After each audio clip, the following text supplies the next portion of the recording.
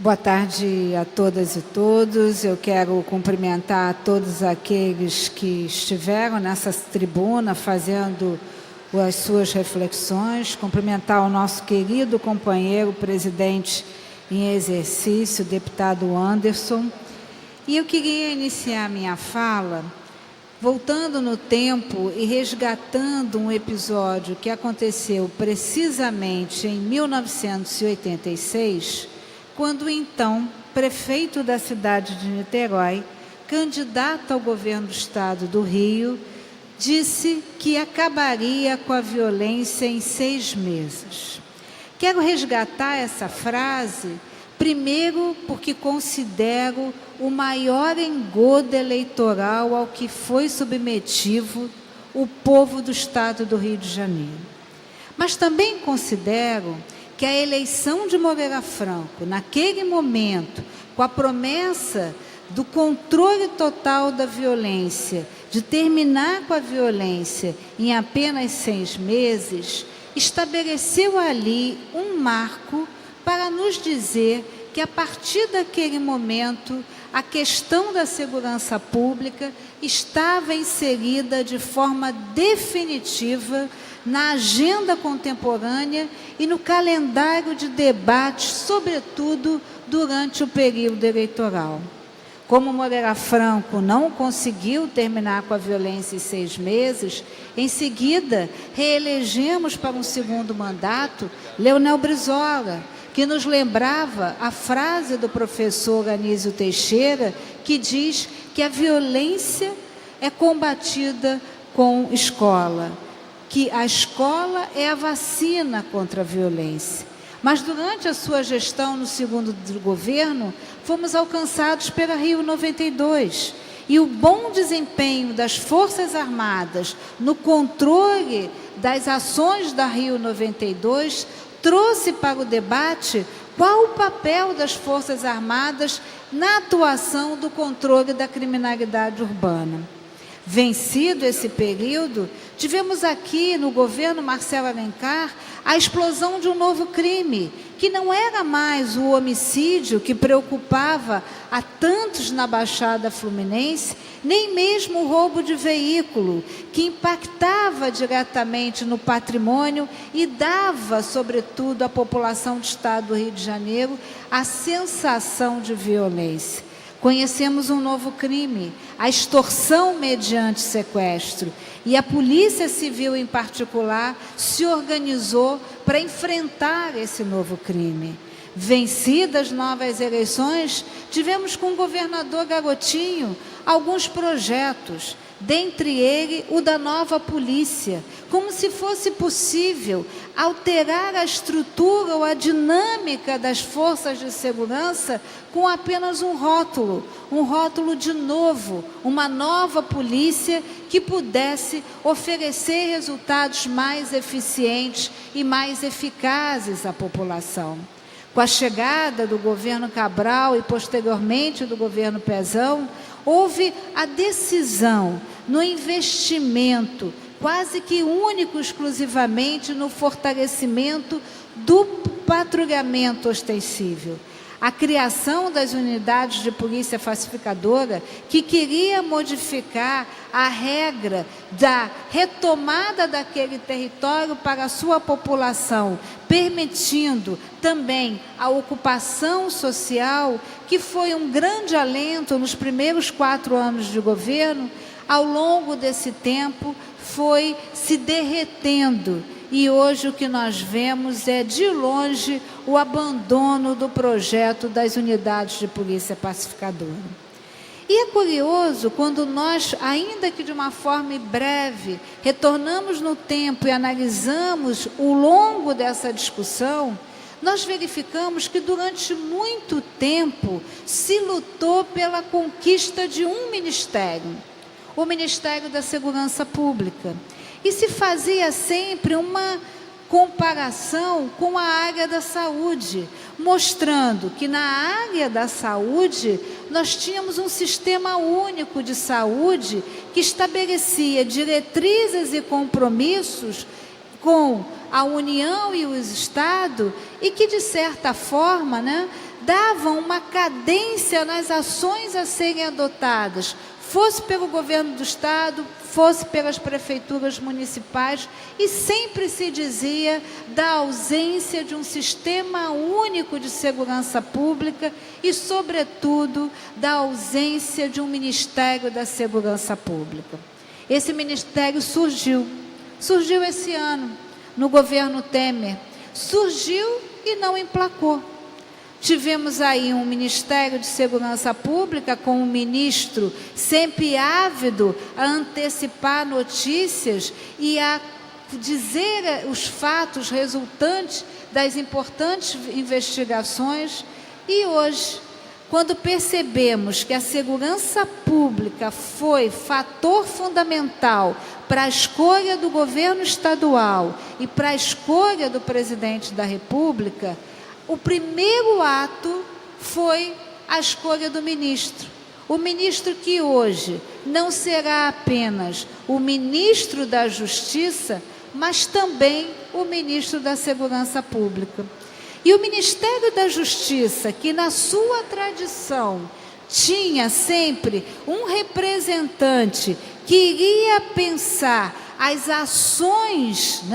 as estratégias importantes para o exercício da justiça, hoje vai ter um olhar complementar,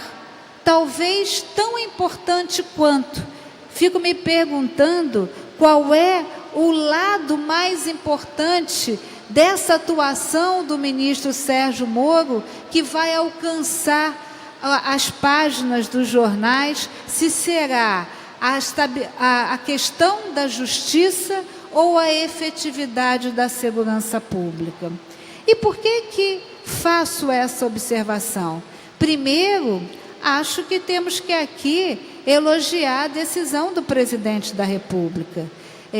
Não vou fazer aqui nenhuma leitura política dessa decisão, mas posso dizer que 10 em 10 brasileiros estão aplaudindo a escolha do ministro Sérgio Moro para o exercício do cargo do Ministério da Justiça e do Ministério da Segurança Pública. Portanto, o ministro da Justiça e Segurança Pública terá que ter uma articulação com o ministro da Defesa. E quando olhamos os primeiros gestos do novo presidente da República, verificamos o papel de protagonismo que terão as Forças Armadas. E se no estado do Rio de Janeiro vivenciamos um estado de intervenção que com certeza terminará em 31 de dezembro, por um único motivo, porque durante uma intervenção não poderá acontecer no Congresso Nacional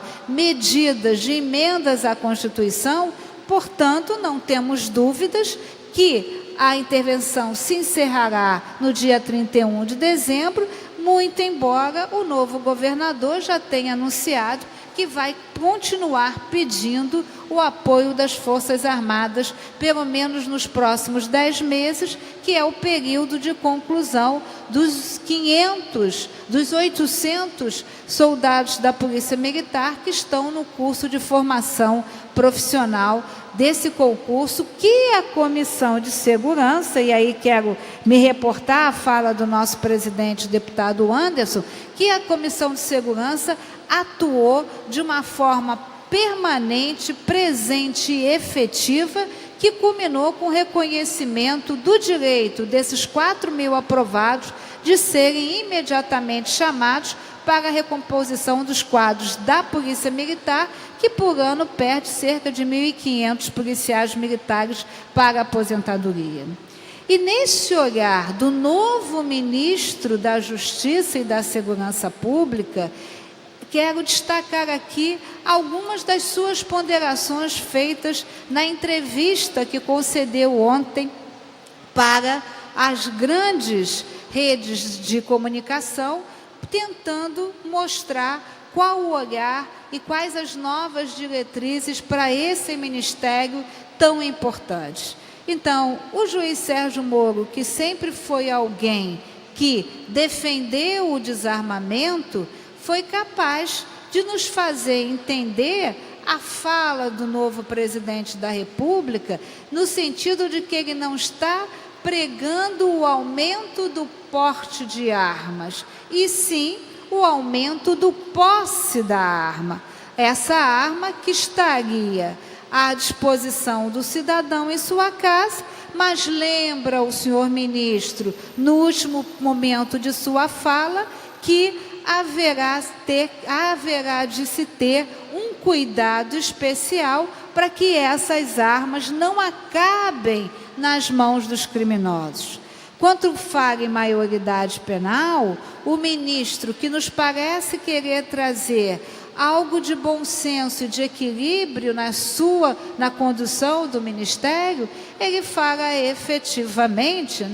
que parte dos adolescentes hoje tem o pleno conhecimento da sua capacidade de entender o fato que estava praticando. Portanto, seria razoável, na fala do ministro, a adoção de alguns mecanismos para que se entenda que aquele adolescente conhecia e tinha conhecimento do resultado que estava produzindo, portanto, deveria ser julgado como maior, trazendo para o direito brasileiro algo que já tramita nas leis americanas. E, finalmente, acho que aquilo que causa maior preocupação, que é a questão do excludente de ilicitude, e aí fala, nós estamos vivenciando no estado do Rio de Janeiro o debate trazido pelo governador,